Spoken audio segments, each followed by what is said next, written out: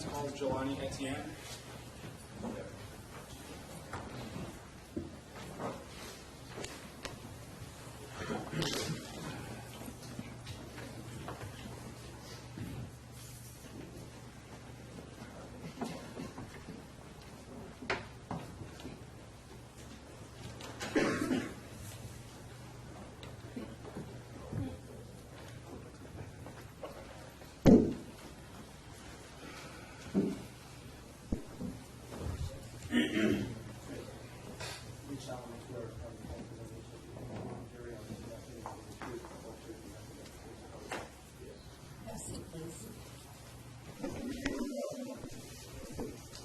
Jalani, please state your name and spell it for the court reporter, please.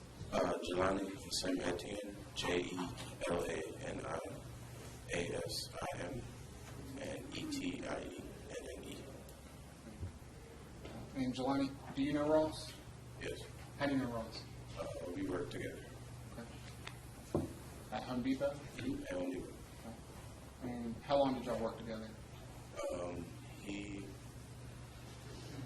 started as an intern, I think 2011 Okay. or so, in the summer. What were you already an employee at Home Depot? I started February 2011. Okay. And did y'all work together at the treehouse? Yes. Were you a part of the same web dev project team? Yeah, we were in the team, so he, I think, was on a different part of the website. Okay. Like checkout. Go ahead. I was more Mammal at the time, which is my account, my list, and doing a lot more of the homepage stuff. Okay. Where did you sit in relation to Ross? I sit right behind. Did you get to know him pretty well? Yeah, I worked. Yes. Let's talk a little bit about Ross's personality. Did you have sufficient opportunity to interact with Ross and learn about Ross and kind of get to know him? Yeah, every day. So, during the day, we'll talk about, stuff that's going on during the day, sports, just any co-worker type topics. Was Ross big into sports? Yeah. I remember him refereeing for football, so he's from Alabama, so they really talk about his Alabama stuff. So. And did you start working with Ross? Do you remember working with Ross before Cooper was born? Yeah. Do you remember before even Ross and Leanna had found out that, did you talk to Ross about finding out when Leanna was pregnant? I remember the day he found out. I mean, he was happy, like sitting on cloud nine, just saying that he's going to be a dad. And, I was at that moment, I was already a dad, like 4 or 5 years in being a dad. So I knew how he felt. He expressed that on his face. So. And tell the jury, how many children do you have? I have one. Boy or girl? A girl. How old is she? She just turned 9 on the 23rd. Was Ross a proud father? Yeah. When Cooper was born, that's all he would talk about. I understood what, he was going through. So it was the first time I did the same thing. Every moment, everything, every little thing. When I shared it and talk about it. So. Would he show you photos of Cooper? Yeah. Especially when he was in the Little Apron daycare, they will send pictures and videos to him. So, any time during the day, something comes through, it's like, oh, look what Cooper's doing, or how you looking. So, yeah, we got that. Would it be over the top bragging, or just mention here and there Cooper? He's a parent, so it's not really over the top. You always want to share about your child and what they're doing. So You didn't. Well, Did you find it theatrical or sincere, or? No, it was sincere. It was just, you know. Object to speculation, Judge, so whether it was sincere or not. He can talk about his observations, and I'm going to object to him leaving at this point. You can move first.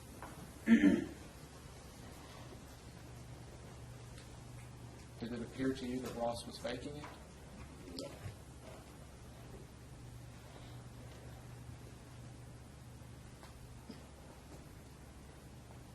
Can you give us an idea about the sort of topics that Ross and you and other colleagues and co-workers would talk about?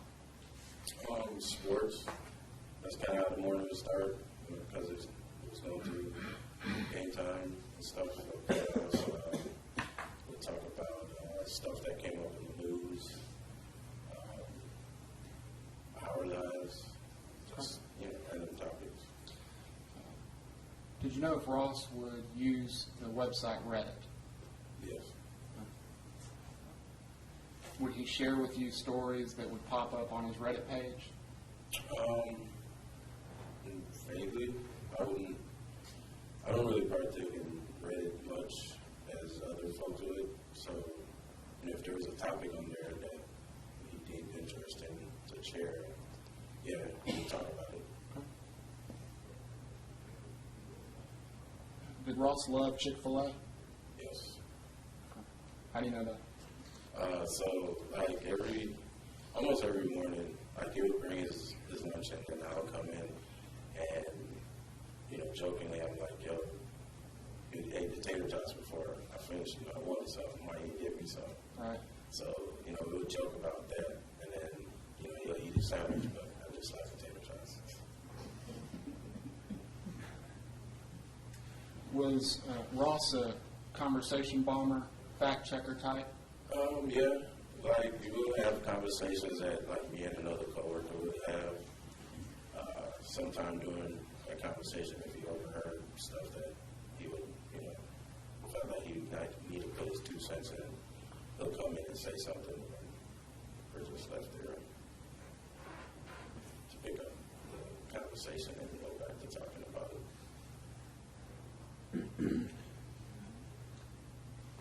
Do you remember Ross ever using cop talk or police jargon? Yeah, he did a lot of like code for certain things that cops would go through to describe the situation. So their code numbers. Did you find that weird?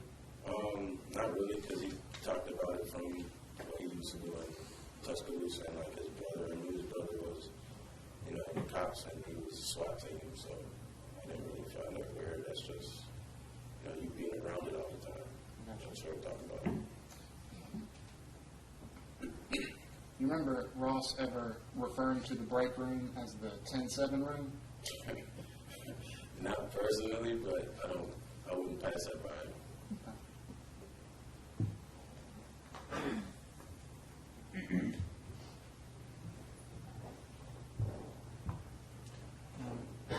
On the day of Cooper's passing, on June 18th, did you see Ross that day? Yeah, saw him that day. There was nothing about him that stuck out. I just remember him coming in about the same time he came in. You know, we talked about work. We about to go do meetings, because you normally do stand-ups in the morning for our team. So yeah, he had to go do his meeting. I had to go do mine. It wasn't really anything off.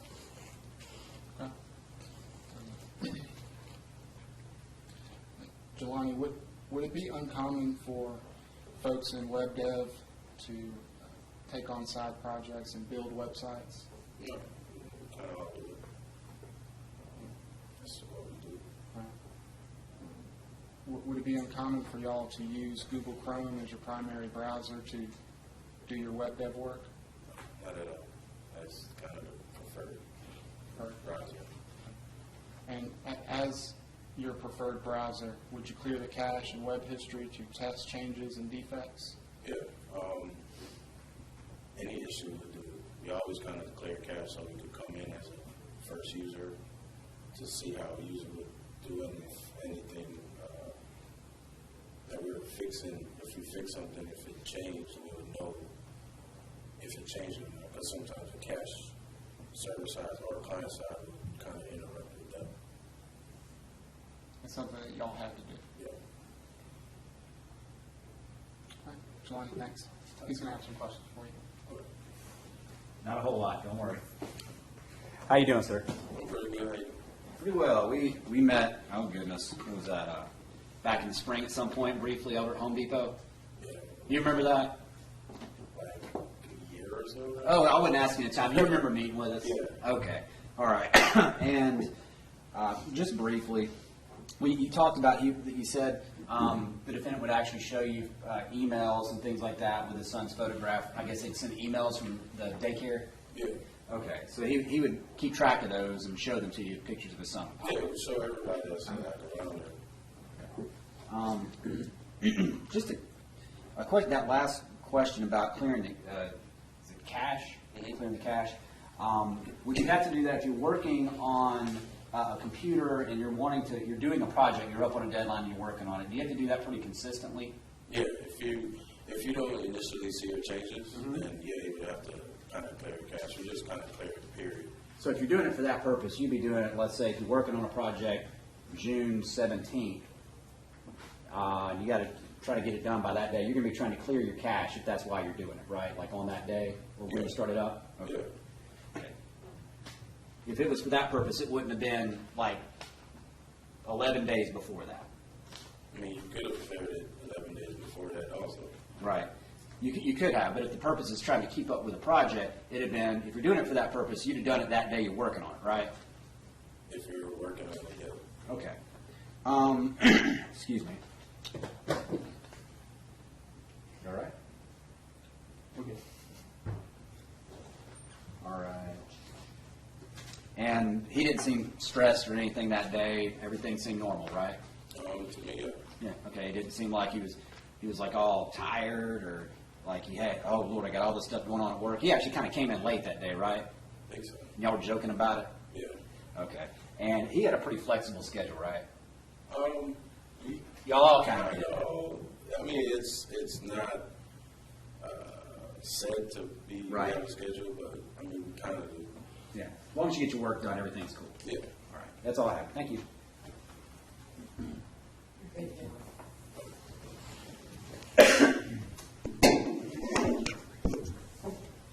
Defense calls Angie Bond.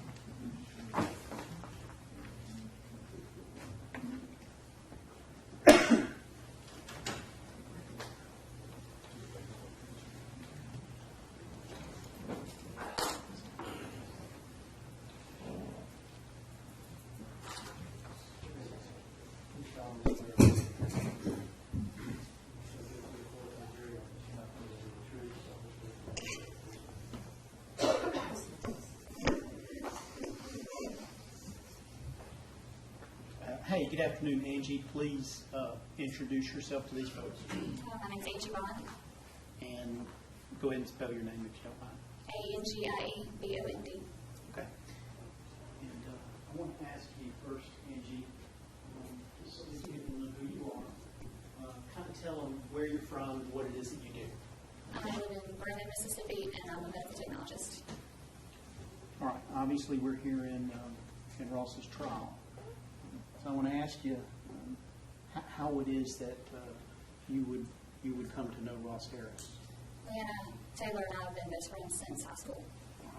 And if you would tell the jury a little bit about sort of the time frame when you would have met Ross through Leanna and how that came about. I met Ross, I believe it was the summer of 2004. She came to see me and brought him, they were dating at the time, and she wanted me to meet her boyfriend. Okay. And was that in Mississippi? Yes. And they ended up getting married. Yes. And were you in the wedding? Yes. When was that? In 2006. All right. After they got married, were you still living in Mississippi? Yes. Where were they? In Tuscaloosa. And did there come a time when they moved from Tuscaloosa to Marietta? Yes. So during this time period, after they got married in 2006, did you continue to be Leanna's best friend? Yes. And did you have opportunity over those years to be around Ross and Leanna together in various places? Yes. And did you continue to communicate with Leanna by phone or text or stay in touch the way friends do? Yes. Right. I want to jump all the way ahead to when Leanna got pregnant. Tell the folks what you know, if anything, about her ability to get pregnancy and that sort of time period in their relationship. She really wanted to have a baby. It took her longer than she wanted to. She got really anxious about it. She just really wanted to have a baby. And do you have any knowledge of if Ross wanted a child as well? Yes. Okay, he did. Yes. All right. Is it a fair statement to say that they were an excited, expecting couple? Yes. You're still living in Mississippi, and they're living in Tuscaloosa. Yes. Okay. Let's jump ahead then to when Cooper's born. This would have been August of 2012, correct? Yes. What I want to talk to you about is whether over the next 20-something months, if you continue to have an opportunity to be around Ross and Leanna, so you could observe what kind of parent, what kind of father that Ross was, and sort of the nature of the relationship between Ross and Cooper. I went and visited them in Marietta, and they also came to visit me in Mississippi. We were from the same hometown, Leanna and I, so some weekends, holidays, I would see them in Demopolis. Okay. So Ross and Leanna would actually drive out to Mississippi. Would they stay with you? Yes, they did. And you met with me a couple of days ago, and we looked at some pictures. Do you remember that? Yes. Do you remember seeing a picture of Ross and Cooper in a park? Yes. All right. Now we've shown some pictures to the jury. Was one of those a picture of them in Mississippi visiting you? Yes. All right. Okay, so you told us you also went to Marietta. Yes. Tell us about that. It's usually a weekend. I believe it was a Thursday through Sunday night or Monday morning. Just went for the weekend to see them. We went to the Georgia Aquarium. It was really crowded that day, so we didn't have the best time. We went to the varsity. And this was Leanna and Ross and Cooper as well. Leanna and I did want to spend a little bit of time together since we're best friends. We don't get to see each other very often. So Ross, we were going to go to a movie while Cooper was at daycare. And we got the movie time wrong. So Leanna ended up having to call Ross and say, hey, can you pick up Cooper? And I'm sorry, we got the movie time wrong. And he was very willing to do that so that we could spend some time together. And during the time you spent with them in Marietta, did you have a chance to kind of see Ross and Cooper together there in the home and how they were as father and son? He played with them all the time. He did the not so fun parenting things like changing diapers and bathing, and he enjoyed those things. He got on the floor and played with him. He always did funny things to make him laugh. We saw a picture of a circus. Do you remember, by any chance, do you remember the circus? Yes, that's when they came to visit me in Mississippi. All right, so that was in Mississippi. Yes. Did you have a chance to see how Ross was around Cooper in an outing like the circus? Yes. Before that, that's when we went to the park. Okay. And then Ross pushed him on swing, got on the playground and played with him. And then we went to the circus that night. I believe Cooper sat in Ross's lap for the circus. Did you, were you around Ross and Cooper enough to observe them, be able to form an opinion as to whether or not Ross loved his little boy? Yes, he loved that little boy very much. Are you, outside of your relationship with Leanne, were you friends with Ross? No, not outside my friendship with Liam. Okay. Are you friends with him now? No. What do you think about him? I don't really like him very much because he cheated on his friend. I need to object to that. I don't think that's relevant, what she thinks about him. Listen, Okay. Going to move into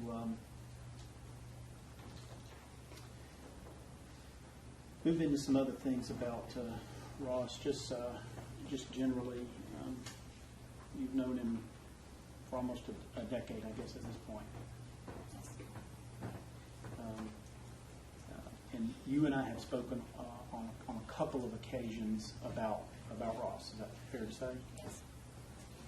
And have I asked you to kind of tell me a little bit about what you observed in his personality, what kind of guy he was, I guess? Yes. Can you share with the jury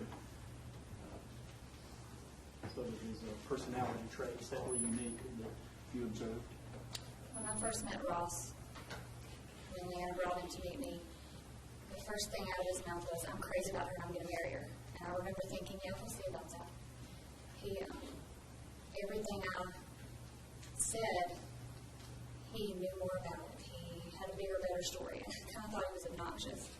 But as I got to know him, I realized that's just who he is. He's not trying to make me look bad or anything. It's just, he knows a lot of stuff. Over the years, spending time with him, he was always on his phone, always, whenever we'd go out to eat with him and Leanna. If he would hear a conversation, people he didn't even know, he would pull out his phone to see what they were talking about, and then he would tell us what they were talking about. He was very friendly. He would always speak to people when we were at the grocery store, in line, talk to the cashier. He was just very, very friendly, very chatty. He had a bad habit of saying things at the wrong time. What do you mean? Well, for example, the first time I talked with him after he was arrested, I got on the phone with him and Just he don't said, object to hearsay, self-serving statement of intent. listen.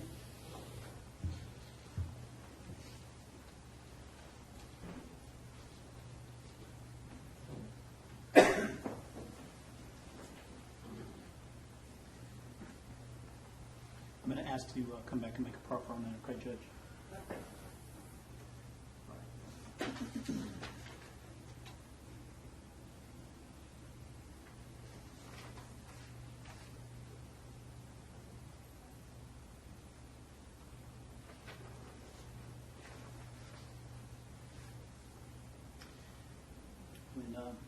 When Cooper died in June of 2014, where were you at the time? I was in Florida at the beach with a friend. Okay. And how were you contacted and made aware? I got a text message from Leanna that said, "Please pray, something bad has happened and no one will tell me what." I didn't have my phone at the time, so when I called her back, she said, "I need you to sit down." And she said, "Cooper's gone." I said, "What do you mean he's gone?" She said, "Ross accidentally left him in the car." And she said, "I don't know how we're going to get through this because Ross is never going to forgive himself."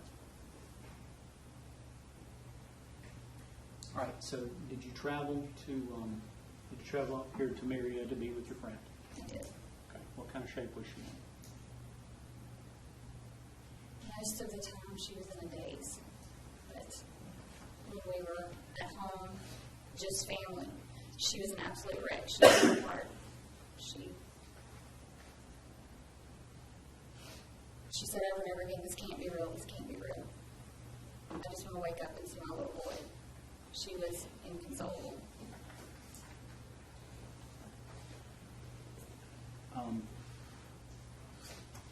We've heard a little bit about something that happened later in June. Did you actually come back out to Marietta to be with Leanna a few weeks later? I did. Do you remember what time frame that was? Cooper's funeral was, I believe, on Saturday. Then I came back to Marietta that Monday. And was Leanna okay? No. I was at the probable cause hearing with her. And as soon as we left the courtroom, we got in the elevator and she just fell apart. She is very much so a private person. She doesn't like to be the center of attention. She likes to, her default mode is to take care of everyone else. And when she's by herself or with close family and friends, that's when she actually falls apart, allows herself to feel. And she did a lot of that those 2 weeks when I was with her. All right.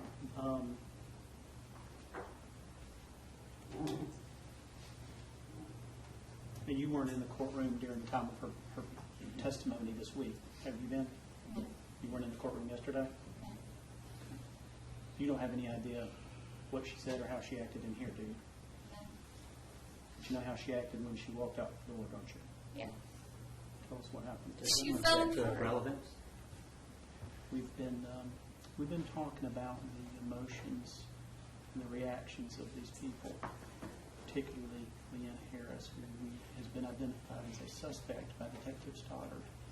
They've indicated that her behavior is suspicious. Judge, I object to the speaking objection when you take something up. I said we approach. I'm allowed over objections. Speaking objections are appropriate. Jury disregard. These people need to know what you saw yesterday. Can you please tell them? As soon as she walked in the room where we were sitting, she absolutely fell apart. She was inconsolable, sobbing. I held her. She was rocking back and forth. We had to sit in there for about 30 minutes before we could even leave because we could not get her to stop crying. We could not get her to calm down. Is that the same kind of emotion that you've seen from her over the last 2+ years? Yes. She doesn't show it very often, and when she does, it's really hard. Really, really hard to watch.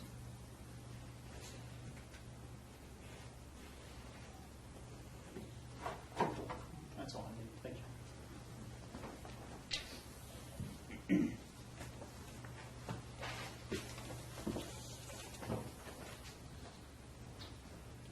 Ms. Bond, my name is Jesse Evans. I'm one of the two prosecutors that called you several weeks ago. We spoke on the phone very briefly. I think you said you're at a baseball game. Is that correct? Or going to a baseball game? Yes, I have a lot of family in my house. Okay. And we at that time had scheduled a time to follow up and discuss the case because you had that engagement at the baseball field that you needed to get to. You remember that? Yes. Okay. Let me ask you some background questions. I want to follow up back on that in just a second. So if I understand your testimony correctly, you've known the defendant in total about 12 years. Is that correct? That's all right, yes. Yeah, so 2004, I'm terrible with math, but now 2016, I think I got that right. That's I messed it up earlier in the trial. That would be 12 years, correct? Yes. And you, of the two of them, obviously you've known Leanna much better because you met her in high school. Yes. Okay. And when you say you were in her wedding, I assume is that as a bridesmaid? Yes. Okay. Were you the maid of honor? No, Okay. her sister was. Okay, her sister was. And you had talked a little bit about the background between them. There was a point in time where Leanna actually told you that the defendant said he was not ready for a baby early on in their relationship. Do you remember that? I don't remember that, but it's possible. Okay. You had talked a little bit with defense counsel about visiting. how often during this period of time were they coming to visit you? We'll do vice versa. First coming to visit you, and then you coming to Georgia to visit with them. How often are we talking about? They came to see me once, and I went to see them once after Cooper was born. Okay, so we're talking about a total of 2 visits. Yes, Okay. plus weekends and holidays. All right, give me the weekends and holidays. How often are we talking about there? Honestly, can't give you a Christmas and Thanksgiving, Okay. and then maybe 3 other weekends. Okay. I'm not really sure. So the 2 times that you identified, we'll call them the more extended visits, the one where they came to see you, and then when you came over here to see them. Was that a weekend visit, or was that longer than that? Usually Thursday through Sunday night, Monday morning. Okay.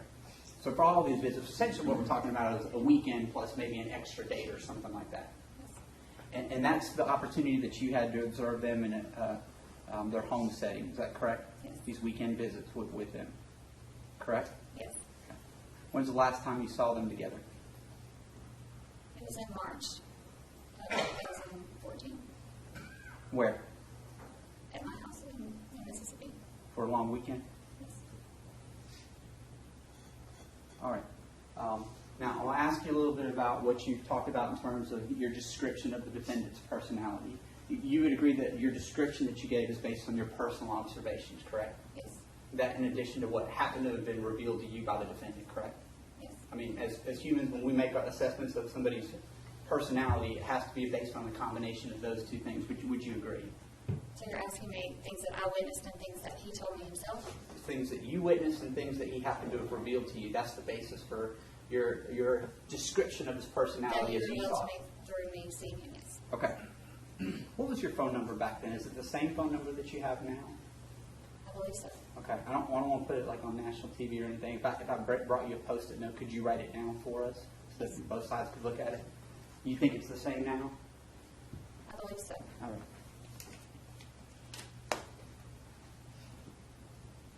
I'm trying to do this to kind of respect your privacy. I think it's the same number that I called you on, but I just want to make sure.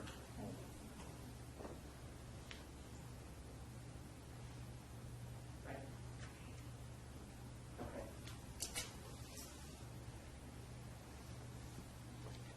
Just kill one. I think that's the one you provided to us. All right, so when you talked about June the 18th of 2014, you believe that's the same phone number that you would have had back then? Yes. Okay. And that's the phone number that you received the text and the phone call from Leanna? Yes. Is that right? All right. You talked a little bit on direct about how Leanna doesn't like to be the center of attention. It's a little bit different description when it talked about the defendant, wouldn't you agree? Yes. He was a little more gregarious and sort of enjoyed having the attention that kind of surrounded his big personality. Would you agree with that? He's very outgoing and friendly. All right. And then the moment that you described from yesterday where Leanna came out and kind of had this breakdown that you described, you weren't in the courtroom to know precisely what preceded that, correct? No. Or whether she was being asked to look at 70 photos of Cooper or anything like that, just prior to that? No. Okay. Have you been watching the case online? Have you been keeping up with it? No. It's hard not to because everybody talks about it, but no. I Sure. All try right. to stay away from it as much as possible. You've already, you came from Mississippi, correct? Yes. Okay. When did you arrive here? Saturday. All right. And Leanna, sounds like you're not just a friend of Leanna's, you're a good friend, like the best you could probably have, correct? Yes. Was it fair to say that you would stick with her through thick and thin? Yes. Okay. And do anything for her? I want to ask you about your contact with her since this happened. How often are you in contact with her, would you say? Is it a daily thing? Is it a weekly thing? Right after the accident, it was every day. Okay. Every day. And then I want to ask you about your contact with the defendant. Since this happened, what contact have you had with him? Only when I was with Leanna and they were talking on the phone. I did go with her to a visit. I know once, maybe twice. Okay, so you visited him at least a couple of times. Yes. and you've had the opportunity to at least speak to him or hear his voice as he would call her. Is that correct? Yes. Okay. And fair to say, Leanna, initially stayed kind of in a support role for him. It wasn't up until recently, as we heard, that she divorced him. Is that correct? Yeah, she supports that it was an accident. Okay. Now I want to ask you about the defense. You already talked about a couple occasions that you talked to Mr. Kilgore in the defense. How many times in total, either in person or on the phone, have you talked to the defense over the years? Several. When you say several, 10? 7, Okay. 7, 8 maybe. How about just since you've been down here, how many opportunities have you had to meet with Mr. Kilgore prior to your testimony today? We met with them on Sunday. Okay, met Sunday, and of course, you would have talked to them today too when you arrived, correct? Yes. So at least 2 occasions just since you've been here. Are you including those in the 7 that you spoke with them? Yeah. So it's 7 plus those, so we're up to maybe 9 or 10 times in total that you've talked to them through the years. Is that fair to say? Yes. Okay. Now, we were provided summaries of some of the interviews in this case. Were you interviewed by an investigator? No. Okay. You weren't interviewed by the defense's investigator, TJ, or anyone like that? No. Okay. Do you know if it was recorded? We've been given copies of stuff. I don't have a copy of any statement that you gave to them, is why I'm asking. No, nothing was reported Okay. to my knowledge. Now, I'm not trying to be overly critical when I ask you this point, but I need to get back to what we've talked about. When Mr. Boring and I called you, we had scheduled a time that we were going to talk to each other by phone. Do you remember that? Yes, I do. And you were very polite in your response message, but you essentially called us back and said, well, listen, I'm not going to talk to you, and you asked, so we respect that. Is that fair? Yes, I said that I would call you back, so I wanted to do that and just let you know. And I appreciate that. And you don't have any obligation to talk to us, but fair to say you don't have a problem talking with the defense. You've done so at least 10 times. But when it comes to talking to the state, that's not something you were willing to do prior to coming in here today. Not at the time, no. All right. Well, I want to talk a little bit about what Leanna has shared in terms of her relationship with the defendant. She has, at least on occasion, we know, in writing and also verbally shared that there were problems between the two of them, correct? Yes. Okay. And in fact, I had the benefit, we've actually got 2 recordings of you. One is the voicemail you left on my phone saying that you prefer not to talk. And then we had the Good Morning America interview. Do you remember going on Good Morning America? Yes. Okay. And that was September 22nd of 2014. Do you remember that? That sounds right. Okay. This would be after the probable cause hearing, correct? Yes. All right. Well, I've had the benefit of looking back at that, and I want to ask you some questions about some of the things you shared publicly to Good Morning America and the nation. First of all, you said that they had a rocky marriage. Is that correct? Yes. You also mentioned that I think Leanna had discovered some things or knew some things. Does that sound correct? Yes. Okay. She knew that he had been looking at porn, and she knew that he had been messaging with him. Okay. So at least in September of 2014, you knew that much about the relationship from what she had revealed to you. Is that correct? Yes. And would you agree that Leanna Taylor, formerly Harris, now Taylor, probably was in the best position to know what sort of person the defendant was because she was with him on a daily basis? Yes. Okay. But even so, we know now that there was an even kind of darker dimension to him that wasn't revealed to you by I'm going to Leanna, object to the correct? characterization, the phrase that is used. Oh, yeah. I'm sorry, repeat the question, please. Even understanding that, we now know that there even a kind of a darker dimension or a deeper side to the defendant that wasn't revealed to you through Leanna, correct? That she didn't fully realize until much later. I knew that he had issues. Okay. I knew that he was looking at pornography and messaging other women. I knew he had those tendencies. Did you know that by the time of the September 22nd interview in Good Morning America? Yes. Okay. Now, I want to ask you this. I haven't been able to speak to you to find out these questions, so I'm having to do it now. My question is, was it your decision to go on Good Morning America and discuss these things, or was this something that somebody asked you to do, such as the defense? The defense did not ask me to do this. I was given the opportunity to speak the truth, and I knew I needed to take it. Okay. So that was a decision that you made. Yes. I can only assume that you discussed that with somebody before you did it. You didn't do it on your own. Lawrence Zimmerman Okay. mentioned it to me. So Leanna's attorney, you discussed that with Leanna's attorney, Lawrence Zimmerman, before you went on Good Morning America and made a national statement. Is that correct? He kind of helped set it up because that's not something that I would do. Okay. I All right. wouldn't do. So I understand now. So Leanna had an attorney from back then, and he set up an interview for you to go on Good Morning America to talk about the history of the relationship.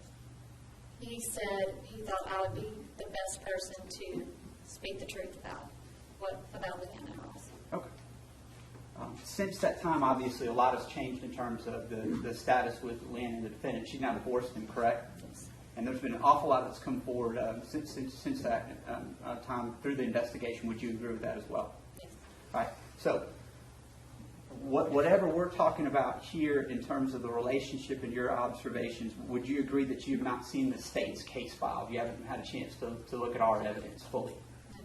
And of course, because we haven't been able to talk about it, we haven't been able to have a dialogue about any of those things. Would you agree? That's correct. Okay.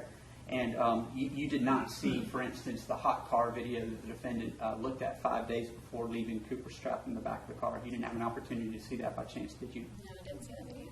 And fair to say, on June the 18th of 2014, you weren't in Mississippi, but you weren't even in the state of Georgia when Cooper was killed. No. You weren't present, weren't at the Chick-fil-A. I don't know the specifics of what may have immediately preceded that, correct? I do not know. Okay. And I assume, and you'll correct me if I'm wrong, you don't have a Whisper account, and you didn't have one back in 2014, correct? No. Okay.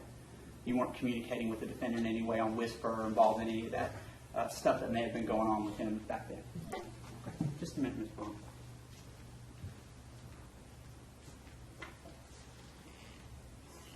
Oh, yeah. Was Leanna present with you when you spoke to Mr. Zimmerman? She was not with me at the time when I spoke with him. No. Okay. Did you do that on the phone, or did you do that in person? I was in Marietta with her, but she was not actually present during the conversation. Okay. I'm sorry. Do you know where she was? Yes. Okay. Where was she? She was in a different meeting. She had an appointment that she was. Was she meeting with the defense attorneys? No. Okay. Describe the full circumstances then. I mean, how did you even know to go speak to her attorney about that? I didn't go speak to him. He was meeting with her, and then she had an appointment, and I was waiting on her. And before he left, we were just kind of talking, and I told him how angry I was at the allegations and the lies that were being said about my best friend. Okay. And I was very, very angry, and I wish that someone would tell the truth. And that's when he mentioned to me, well, Good Morning America has been contacting me, that I think you would be the best person to speak out for her because you know the truth. Okay. And thereafter he set that up for you? Yes. Yeah.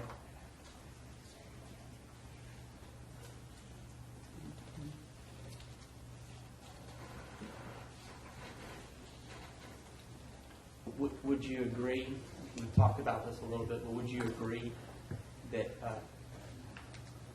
if Leanna had not been told the full truth back in September of 2014 when you did your interview, there's no way she could have shared with you the full information that may have been out there about what was really going on? Calls for speculation. I think it's a fair question for Cross. Cross-examination. The truth that I wanted to tell was how much she loves her little boy and how much Ross loved that little boy. That what was being said was that she did love her little boy. And that some people were insinuating she had something to do with it. And that's just not true. But you would agree that you could only reveal on that interview what you knew from her and what you observed. If you didn't know anything else, then you couldn't have shared it, correct? Correct. All right, thank you, ma'am.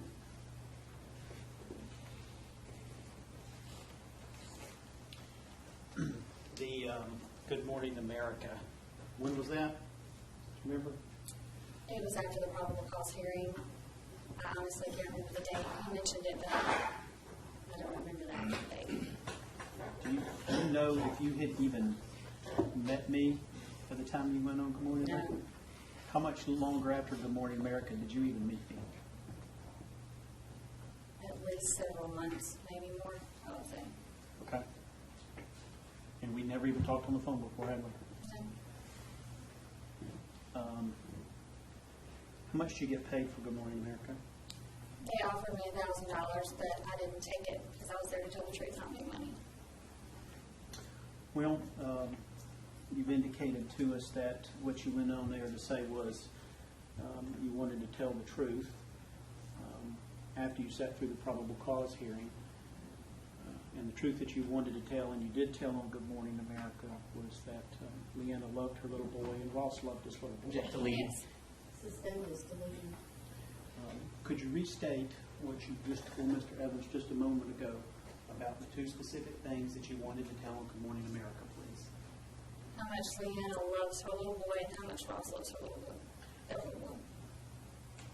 Whatever you may have learned between now and then, does it change those two facts? No. No. Oh. Why is it you didn't want to talk to the state when they called to set up a meeting with you? Since I couldn't talk to them at the time, I had 24 hours to really think about it, and I thought about the past 2 years. And I just decided I didn't want to talk to him because I just didn't trust him. Thank you.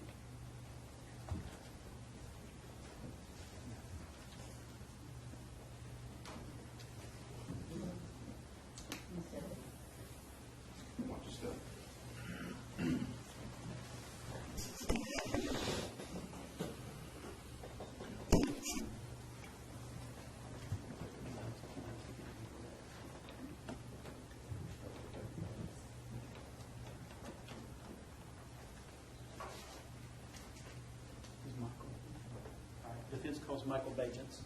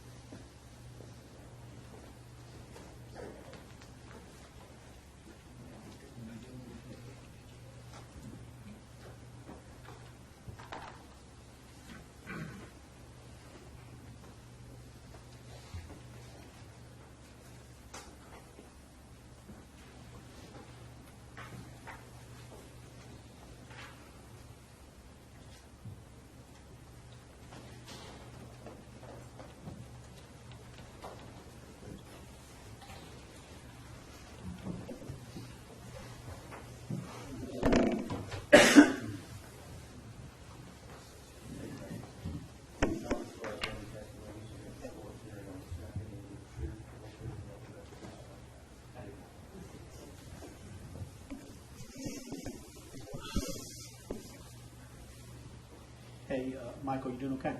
All right. I want you to tell these folks who you are and what your relationship is to Ross. My name's Michael Bajents. Ross is my brother. Okay. Tell these people what it is that you do for a living and where you live. I'm a police officer with the City of Tuscaloosa. And specifically, what do you do as a police officer? I'm a sergeant assigned to the training division. Okay. Have you ever testified in court before? I have Is it something you do on a regular basis? used to, not anymore. Okay. Are you a little nervous? I'm very nervous. Okay. If you would, do me a favor, just plant your feet and don't stand next to me. That's all right. That's all right. I'm just going to get right into it. I want you to tell us about how often you would get to see and visit with your brother and Leanna after Cooper was born. I think we probably had approximately 10 to 12 times maybe over the course of after they moved to Atlanta.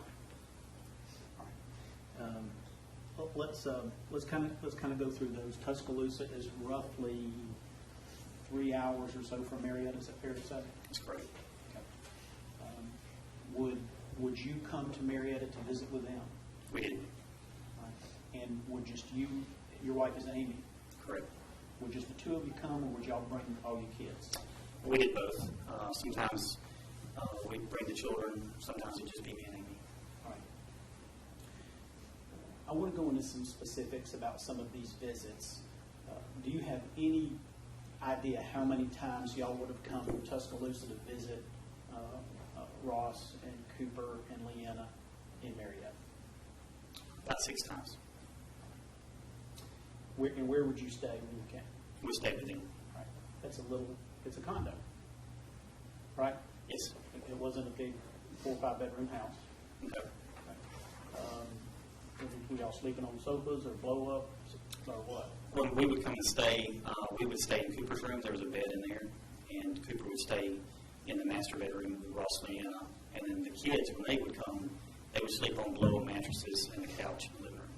All right. And over these 6 or so visits that y'all made to Marietta, what kind of things would y'all do?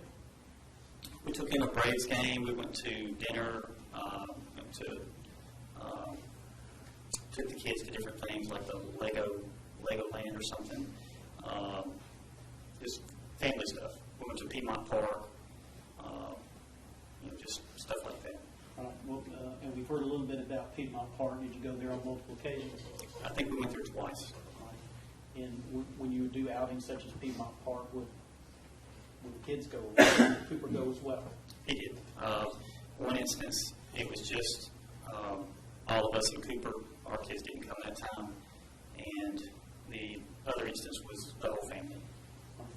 When you stay in somebody's home, as opposed to everybody getting motel rooms and just meeting up,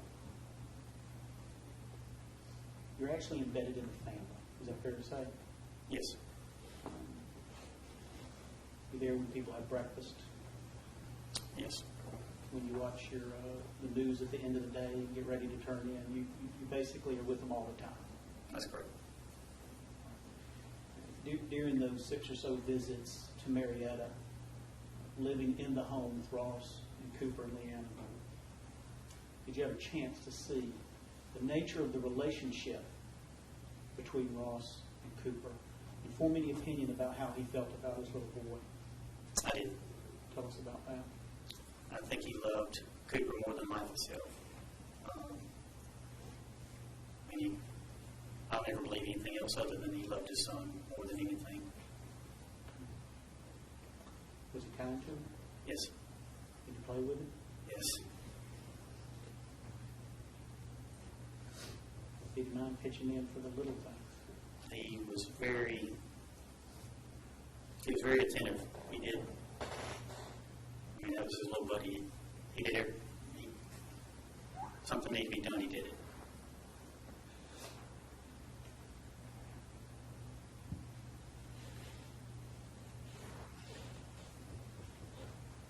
Did he ever bring Cooper to see you in Tuscaloosa?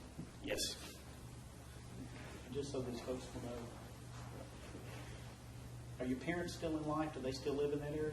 They do. Okay. So you and Amy and the kids are there. Y'all's folks are there. Did you have other family or friends in the Tuscaloosa area? Well, Ross's mother-in-law, Deborah, lived in Tuscaloosa, or the Northport area, which is about the same. Northport's like a suburb of Tuscaloosa. Right. Okay. So what I want them to understand is, were there a lot of occasions for them to make that 3-hour drive to come visit in Tuscaloosa? Yes. When they would come, who would they stay with?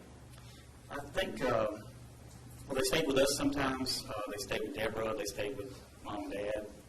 They didn't just stay with us. They stayed with Deborah sometimes. They stayed with us sometimes. They stayed with Mom and Dad sometimes. What kind of things would y'all do, or would you have a chance to observe Ross doing with Cooper when they would come to Tuscaloosa for these visits?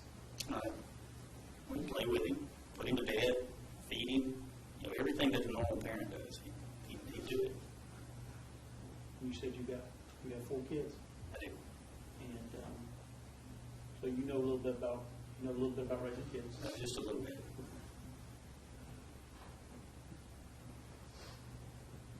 did you see anything unusual or remarkable that would have led you to believe that he didn't absolutely love Cooper?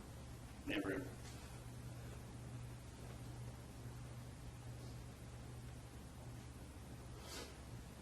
I want to talk to you about the beach trip in end of 2000, the end of May 2014. Tell us about how that beach trip came about. Well, a few times a year we go to Fort Walton, family beach trip type thing. And Ross, Leanne, and Cooper came on this one. We all stayed together in the house. Whose house is it? It's actually my mother-in-law's house. Okay. But we do it as a family thing each year. A lot of us get together, parents, in-laws, everybody, and have a family beach trip. And did you get a chance? Of course, we now know that this was less than 3 weeks before Cooper died. So, did you have a chance to see how Ross was in those final weeks before Cooper's death? How he was with his little boy? Yes. Tell us about that. Well, I remember one thing in particular on the beach. We had this, we've never set a tent up on the beach before, but Ross brought a tent to set up, and he had one of those little bitty kiddie pools, and he went and got ocean water, put it in that pool, and he put the tent up over the pool so Cooper wouldn't get burned up, and that's where he played, and Ross was right there the whole time. Did they seem to enjoy each other's company? Yes. Cooper have a good time at the beach? Yes, he did.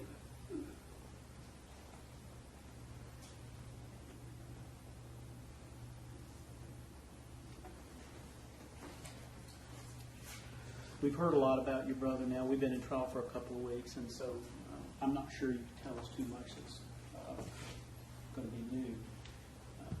But obviously, you've known your brother his whole life. Correct. So you're probably in a pretty good position to tell us a little bit about his quirks or personality traits that might be unique or different. Tell us a little bit. Tell us what comes to mind. Well, he's just a talker. I mean, he's never met a stranger. It was really annoying going out, and I've always been kind of quiet. I don't talk to a lot of people when we're out. If I don't know you, I'm not going to speak. It's nothing personal. Ross would talk to anybody and everybody. It was annoying. He worked at for a time he worked at the police department and as a dispatcher. And there were times where we use 10 codes to talk on the radio and stuff, like police do. But I don't do it when I'm off duty. When I'm off, I'm off. I don't talk to other people using 10 codes. And Ross would do that. It was annoying. Did he use legal jargons and cop talks? He did a lot. He even did it after he left the police department. I remember one time when he was at Home Depot, he was showing us, where he worked, and showing us the building, and he's like, "This is where we do 10-7." Nobody does that. This is the break room.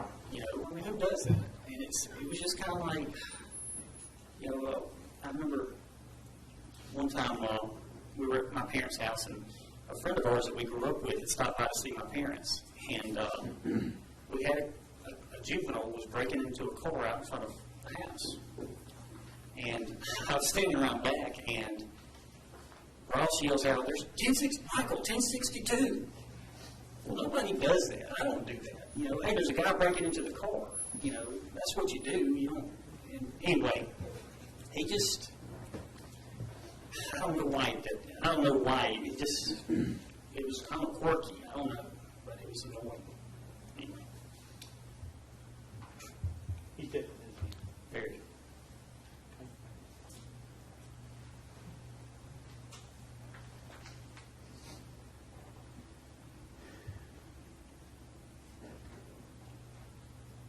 heard a little bit during this trial about there was some planning for a cruise. And your name and Amy's name has come up for that topic. I want you to set the record straight with these folks and tell them about the whole planning of the cruise, please. It first came up when we were at near the Fort Walton Beach trip. When we were on the beach, we were talking about it. A family cruise, all our kids, my other nephew, my other sister-in-law, and Ross was like, let's do it. We even talked about our parents going also. And we talked about it probably for the next few days, even the next week or so.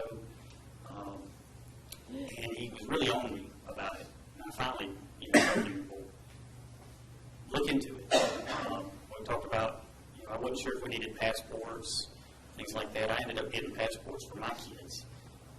But Let me stop you right there. Are you telling us you actually got passports for your kids based on the discussion of the planning of the cruise that started there in Fort Walton? that's correct. So this was a serious plan. Y'all were planning a cruise. Yes.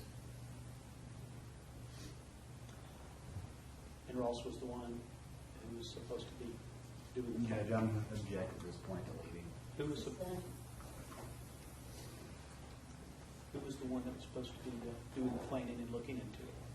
Ross was spearheading it. And was it your understanding that this cruise was going to be for the family, including all the kids? That's correct. Including Cooper? That's correct.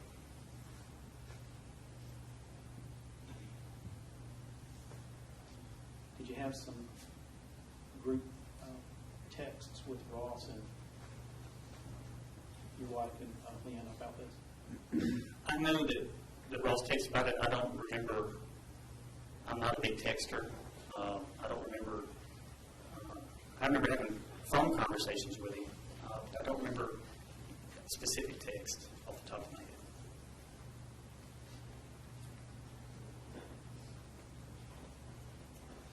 You and Ross talked on the phone about cruise. We did. Is that where you would have notified him that you'd gotten gone ahead and gotten passports for your kids? It would have been.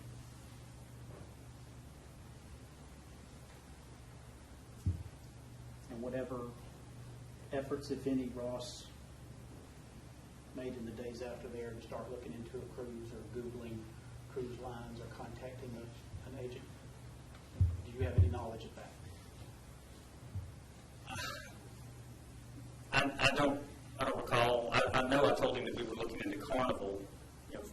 Let's do Carnival because it was more family oriented. There's a boat with a bunch of slides on it. We thought the kids would like that type of thing.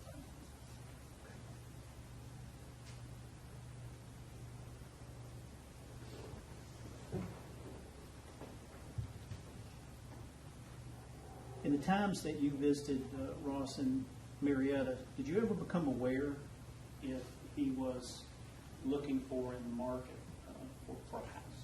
Yes. What, if anything, do you remember about that? He specifically, I believe he said something along the lines of their lease was coming up, or it was, they were starting to think about the future for like Cooper's schooling. He talked about, wanting a house with a big backyard, good school zone. Everything revolved around Cooper. There was one time we went riding around on one of the visits. He drove us around in areas that they were looking at, and I remember thinking, well, that's great, but let's go where we're going type thing. He was everything revolved around Cooper. He was focused on houses that would had good school zones. Period.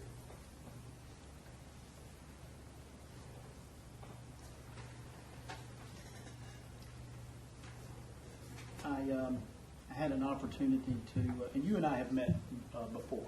That's right. Probably at least 2 times, maybe 2 or 3 times before. Before. Before today. Yeah, probably 2 or 3 times. So you've been to my office, I have. and I've actually met you in Tuscaloosa. That's correct. Okay. But we had a chance to meet again a night or two ago. Yes. Right. And ask you about something then that I want to bring up. Do you remember if Ross ever asked you to well, let me put it this way. Did Ross ever assist you in any way with internet-related matters at the Tuscaloosa Police Academy? He did. Right. Tell us about that. I teach recruits, and I needed some video tools for a lesson guide. So I asked Ross I sent him an email or I talked to him on the phone about a specific video that I needed pulled off the computer so I could embed it into a lesson guide, because at the time I had no clue how to do any of that. And we talked back and forth through email or through phone to get him to pull video for me. And did he help you with those kinds of things? He did. And by any chance, do you remember kind of what the nature of some of those videos or video clips were? All of them had to probably do with officer survival, like police officers being shot, involved in shootings, things of that nature, vehicle pursuits. And did he get those together and send them to you or link them to you? He did. Upload them, whatever, as you asked him to do? That's correct, he did.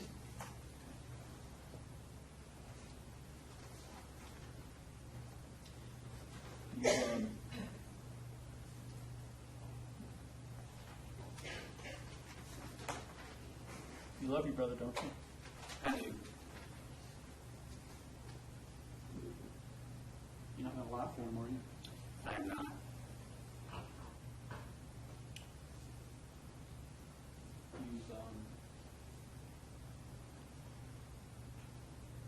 You've been made aware of a lot of things that he's done. I have been. Are you ashamed of him? I'm very ashamed of the things that he has done.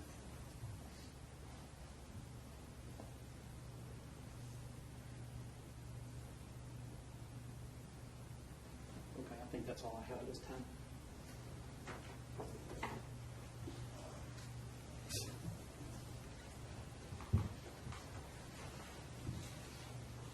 Good afternoon, sir.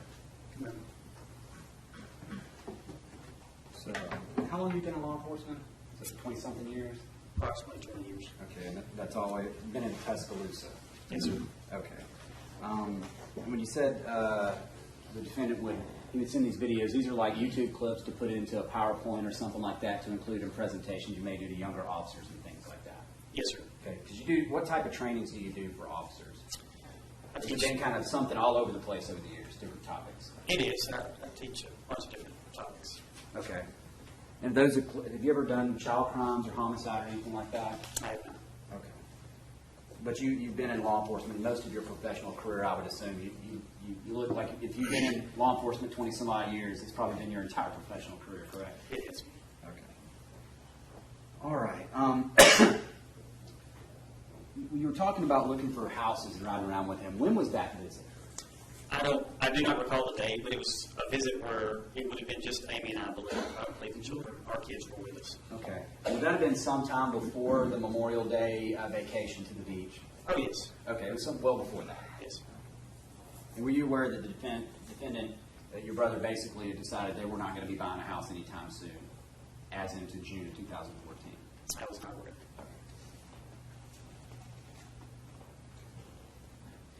Now, we talked about, I say we, I wasn't really talking, but y'all were talking about the vacation and how after y'all talked about it, you were very serious. And to show, one thing illustrating how serious you were, you went out and got a passport for your child, correct? Yes. Okay. And you were the defendant had never done that? I was not aware. Okay.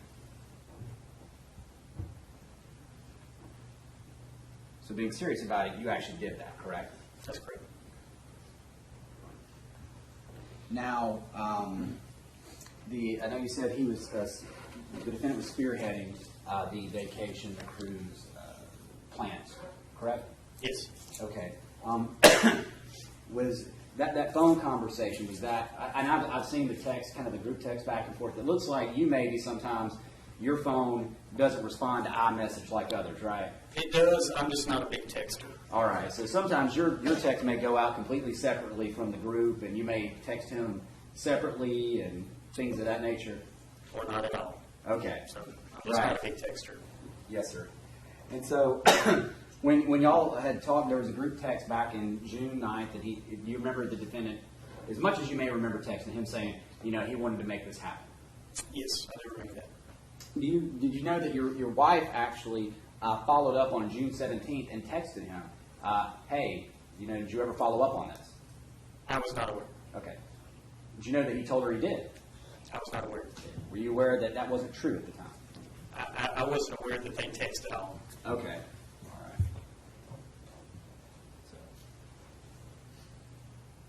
So you're not aware that the defendant had not done anything up to that point?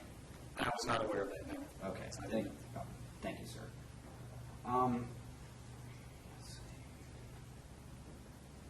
Let's see.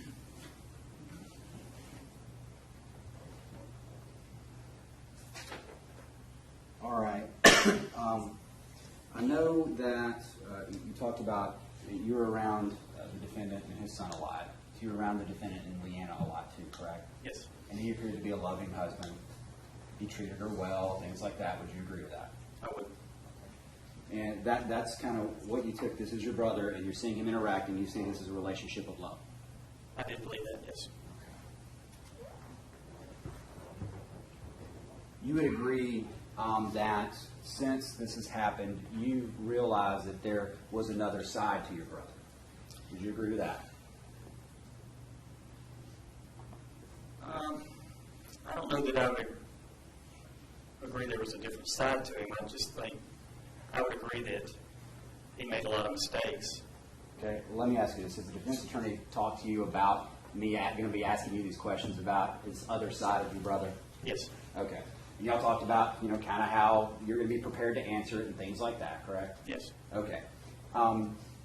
Is there anything about what you knew about your brother that would have led you to expect he would be going to see prostitutes when Leanna was asking him to come home and spend time with her and Cooper? Absolutely not. So that is a different side than you would have expected, correct? It was shocking to me. Okay. And you thought you knew him? Well, I did know him. I just don't think that anybody would share that their brother, so to speak. Well, nothing about what you saw from him would lead you to believe he would do something like that, right? No, I would not have thought that. Okay. And you talked about the him running around on the beach and stuff like that with his son. And you see him there were pictures being taken and stuff like that.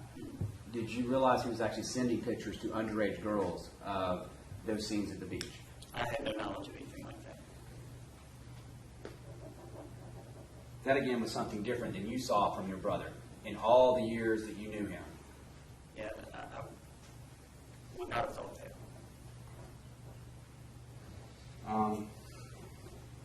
You would agree, being in law enforcement, as a law enforcement officer, a lot of times in your job, you come across people who portray themselves in one light, or somebody you think is a great person, yet they still commit horrible acts. You would agree with that? Sometimes, yes. You'd agree sometimes even people who may love or appear to love somebody, they may still commit a crime and may still actually kill them, even though they purport to or actually do love them. That's possible, yes.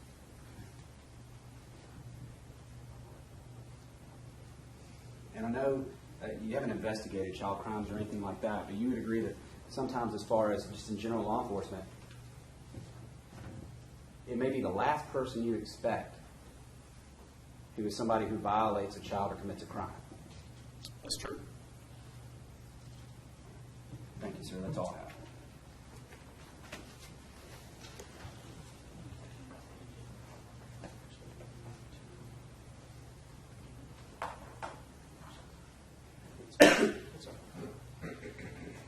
Are you aware that in the early morning hours of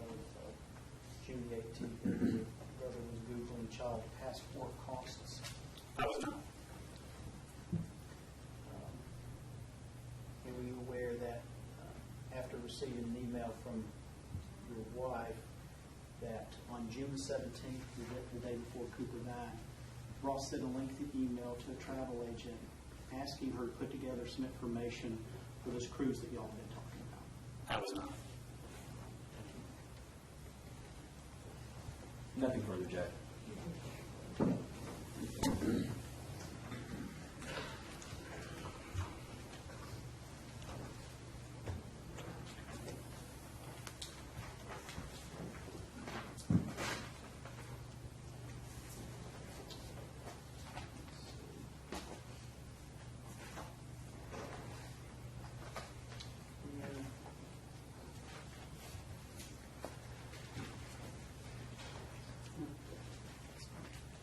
We're going to call Angie B.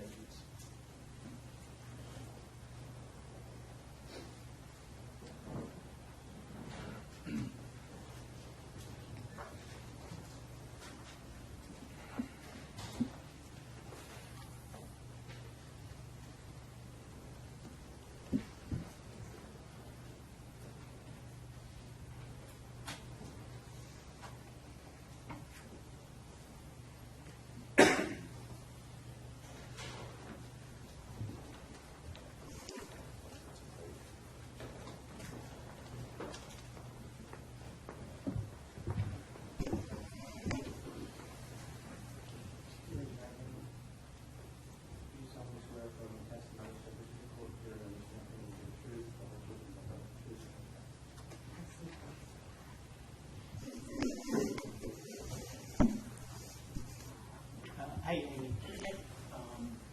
Tell these folks who you are. Amy B. All right, and that was your husband that just left, Michael? Yes. Okay. And what is your relationship to Ross? I am his sister-in-law. I want to go over a few things, a lot of which we heard from your husband, but I want to talk about in particular times after Cooper was born that y'all would have had a chance to visit with Leanna and Ross and Cooper. So if you could give us an idea about whether or not you would have had a chance to come to Marietta to visit with them, or they would have had a chance to come to Tuscaloosa to visit with y'all. Yes, both. You mean after they moved to Marietta? Right. Both. We visited very often. We went to their home and stayed with them numerous times, at least probably 5 or 6 times. And, they also came home to Tuscaloosa to visit. They stayed at our house probably 2 or 3 times. Them as well as Cooper, and just back and forth numerous times to visit. Right. What about holidays? Thanksgiving, Christmas, during those times they came home to visit. You didn't live in the same town, but if we understand correctly, and from what your husband told us, y'all spent a lot of time together. We did. Did you, in fact, have a lot of opportunity to see kind of the nature of the relationship between Ross and Cooper? Yes. Tell the jury about that. Ross was very loving dad. He loved Cooper, bragged on Cooper. Just attentive, played with him a lot. Just a very good dad, in my opinion. What about outside the house when y'all would like go to Piedmont Park or go on an outing? Did you have a chance to kind of see how they interacted with each other? Yes, when we visited, Cooper was always with us. We went to the park, took Cooper in the stroller. He was always, strolling in, carrying him around, would get ice cream and just very attentive and loving. Sometimes doing the big things, like getting ice cream, those are the fun things. Those aren't hard. What about the small things, the changing the bath, the bedtime, feeding, and the more administrative duties of parenting? Did you have a chance to see Ross, if he would help out with those matters as well? Yeah, he always helped out with bedtime, bath time, bedtime, feeding. Leanna and Ross were both very hands-on parents and seemed to, both take on those responsibilities together. And Ross was a very hands-on dad. They shared in taking care of him, shared in, all of those things together, always, as far as I witnessed. And would you actually bring your kids out to visit in Marietta as well? Yes, we brought our kids on a couple of different occasions. We have 4, so the accommodations in a 2-bedroom are a little tight, but we did bring them a couple of different occasions. We've heard a little bit about Ross's personality traits, and if you could, just real quickly kind of go over some of the quirks or unique things about Ross's personality that you've noticed over the years. Ross is a talker. He likes to, he has a lot of knowledge. He has a lot of facts. You don't want to play Ross in Trivial Pursuit. He knows a lot of things. He's going to insert himself in conversations. He's a talker. He likes to talk. Likes to look things up. Likes to know the answer. If you have a question about anything, if he doesn't know the answer, he's going to find the answer right then. Sometimes over the top. Sometimes, just he's going to find the answer. Can you get on your nerves? Not all the time. Sometimes. Not all the time. Okay. What about in public? Have you ever had a chance to see him interact with other people in public, either church or restaurants or whatnot? Absolutely. Never meets a stranger. If you walk into a room, 9 times out of 10, he's going to know somebody. At a restaurant, at a ball game, at a church event. He's going to have gone to school with them at some point, whether it's high school, middle school, college. He's going to know somebody there from something he's done in the past. So never meets a stranger. And if he doesn't know them, he's going to quickly get to know them and call them by the first name, and we'll know them from that point on. So very friendly, very outgoing. And the reason why I ask you about that is because on any of these occasions when you would see this sort of large personality come out, would he have Cooper with him? Yeah. Okay. They have Cooper with him most all the time. Would he ever show Cooper off or brag on him or anything of that nature?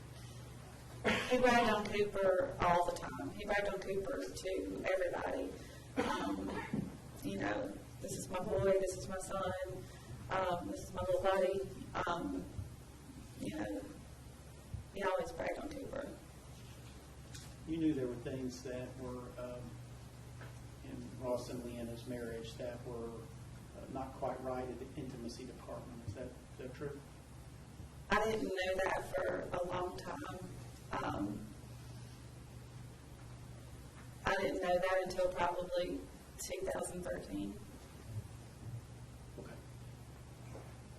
And did Leanna share with you that they had intimacy problems? She didn't share that with me. That was something that I found out later. Okay. But outside of Leanna? Yes. Okay.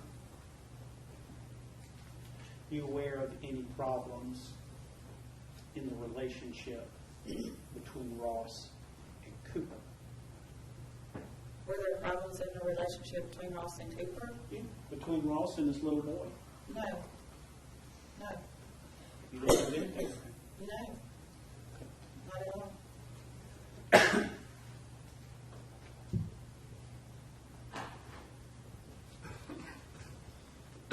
Tell us about when the planning for the cruise started. We talked about wanting to take a family trip. We have a big family. Well, we have 4 kids. Michael and I do. And then we have, Ross and Leanne and Cooper. And then we talked about my sister and her little boy at some point. And we kind of talked about us all going on a cruise together, thinking that might be the cheapest way for all of us to go somewhere, maybe tropical or something of that nature. And in May of 2014, we had gone to Fort Walton Beach, Florida, all of us together to my parents' house in Florida. And that's when we really kind of got the ball rolling on, let's really get this trip going. So that's when we, tried to say, let's get this planned out. And was Ross involved in those conversations about getting the trip started? He was. We had talked about it a bit, and he was really instrumental in, hey guys, let's really do this. And so that's when it started. Okay. And the cruise was to encompass all of y'all, including the kids? Yes. And do you have any recollection of emailing him on the 17th of June asking about if he'd done anything about contacting the travel agent? I don't remember it being exactly that day. Okay. I have since seen the transcript of that. But I do remember it being after we got back from that beach trip. The transcript of the email? Of the text message. I don't know if it was a text message or an email, but Okay. Is that something we showed you? Did I show you that? Okay. yes. And do you have any recollection of Ross emailing you back indicating, hey, he's checked with the travel agent, he's waiting to hear back? I know Ross and I talked about he was going to be the one to contact the travel agent because he had someone that he had a relationship with that was a travel agent. I did not have a travel agent that was a contact, so he was going to handle that. And do you have any idea if he'd actually talked to the travel agent at the time y'all were emailing? I believe he had mentioned that he was going to contact the travel agent or that he had contacted the travel agent and was going to get prices. Okay. And did you learn, have you subsequently learned that whenever he did, that he did in fact email a travel agent asking about the very cruise that y'all were talking about planning those weeks in June? Yes. Okay. Okay. I think that's all the questions I have.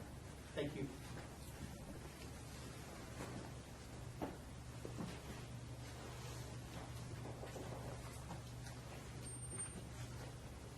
Good afternoon.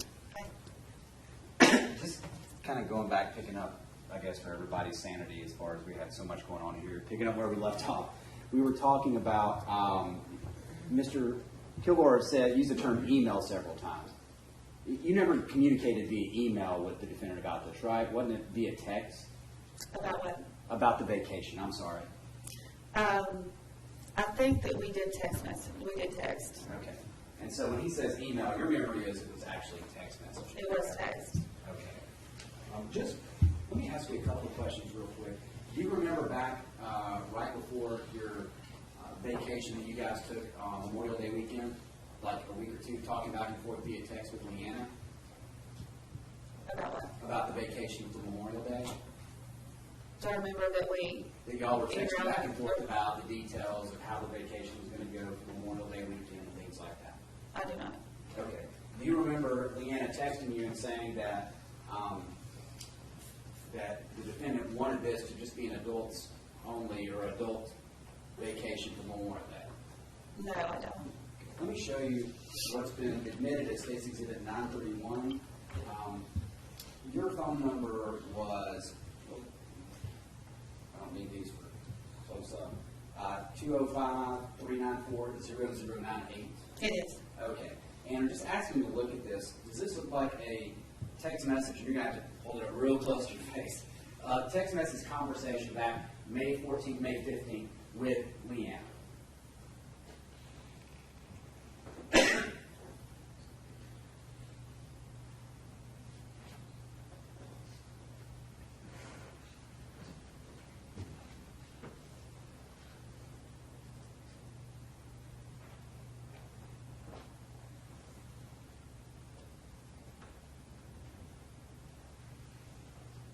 It is, yes. Okay. And in that conversation, didn't she say that this was a vacation that Ross wanted to have with just the adults initially, correct? It looks like it is, yes. Okay. And then you said, whoa, we got all the kids coming, so it can't be adults only. Okay. So he actually did, at that point, he was trying to get Leanna's mom to watch Cooper so y'all could do an adults only type of vacation. That's right. Okay. Looking at State's Exhibit 932, did y'all end up, does that look like a group text between you, Leanna, your husband, and defendant, back and forth about the cruise, starting on, basically from June 9th, 2014? It does look like that, yes. And in that, y'all were talking about the cruise, and the defendant was saying, yeah, this is something I want to make happen, or I want to happen, right? And he said he wants it to happen bad, correct? Mm-hmm. Okay, and looking at that now, your husband's not the best at text messaging we've heard, correct? Not a long texter, no. So even from looking at that, it looks like he may have a problem responding to group texts and things of that nature, correct? He's very busy. Okay. Now, can you tell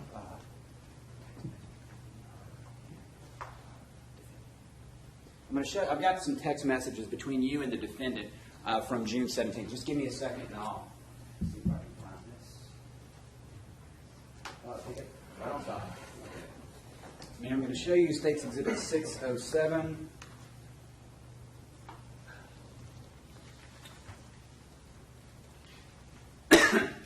Looking at State's Exhibit 607.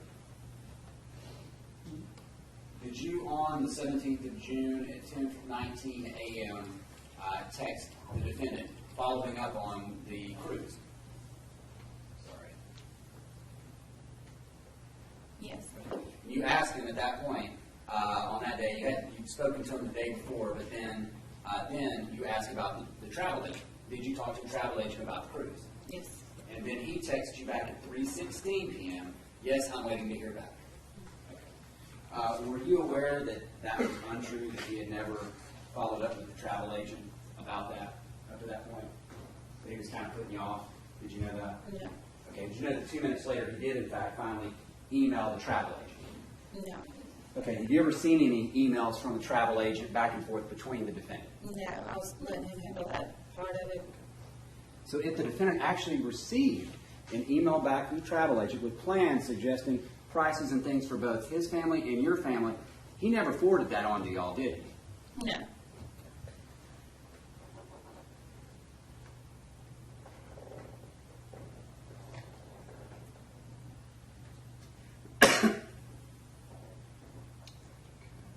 Now, you said at some point you learned about some problems between Leanna and the defendant as far as intimacy or something of that nature. Okay, I think you said initially you didn't learn from Leanna. Just without telling me what they told you, who told you about these problems? We learned on one of our visits to their home that there was, excuse me, a message exchange, and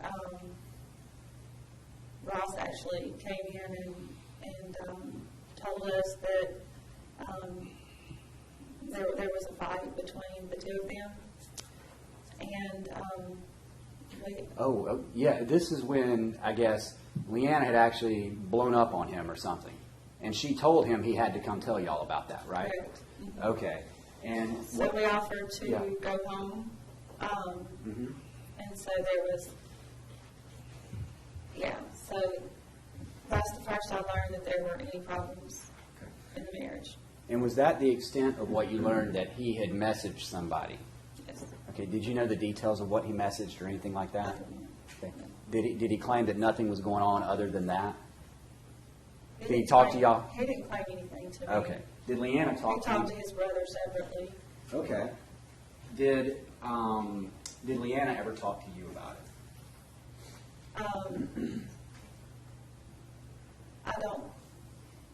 I think she was very upset and crying. We ended up staying the night and left the next day. We didn't have any any big heart-to-heart about it. I think we wanted to let them work things out amongst themselves, and we didn't talk much about it. And when that happened, were you shocked? I was. It's nothing the defendant had ever done toward Leanna or anything in their relationship ever led you to believe he would do something like that, correct? No. And the last time you saw the defendant with Cooper and Leanna, that was in Memorial Day, or during that weekend, correct? Yes, that's correct. So did he ever, in May after that in June, you don't know what was going on in their house or in the defendant's life, do you? Other than what he shared with you? Yes. Okay. Did he ever tell you that his job situation was going south?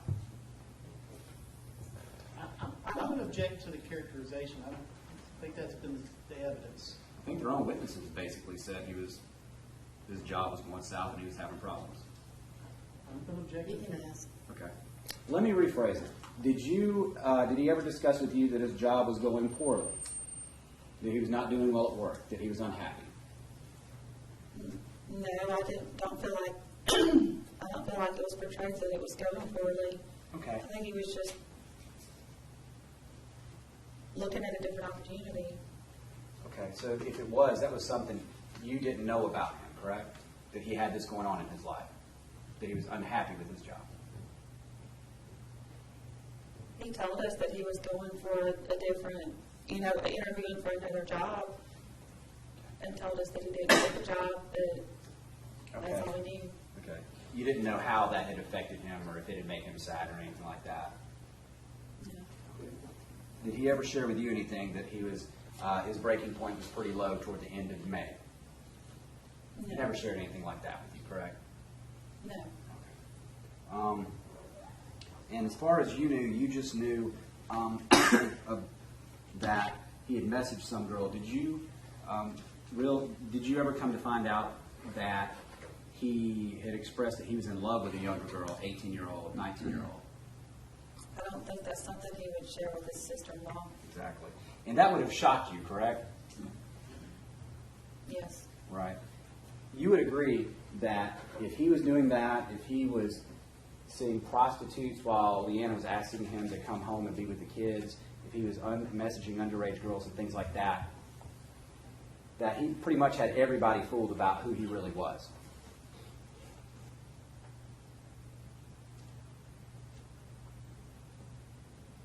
Can you repeat that?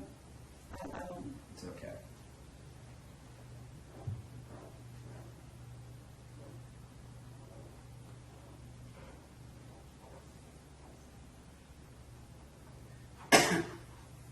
Now, you said that you like to ask questions and things like that. I like to play Trivial Pursuit. He was good at it. He was a smart guy, right? He was. He remembered a lot of things, correct? He had a lot of knowledge in his He head. did. He does.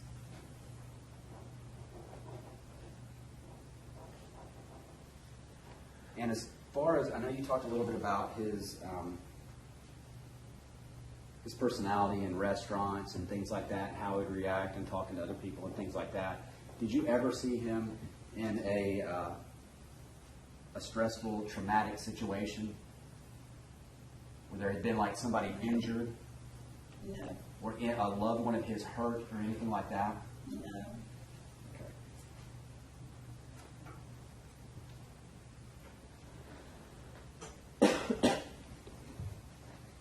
I think that's all I have, George. So the weekend at Fort Walton at your folks' house, a couple of weeks before Cooper died, did Ross appear to you like he was about to, he was at some sort of breaking point, like he was about to fall apart emotionally? No, he seemed very relaxed. Happy to be with family. And all this stuff we've talked about, is it still your opinion that Ross loved his son? Very much. Okay, thank you. Just on that limited basis. He said he seemed happy, not depressed, and seemed to be happy to be with his family down there, correct? Yes. Did you know at the same time those pictures he was taking of the family he was sending to an underage girl? No.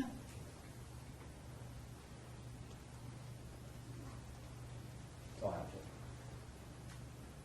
I don't have anything further. Let's take our afternoon break. Push notepads, open eyes, you know, the best stuff. Y'all have a good break. Let's all rise with jury, please. Watch your step going down.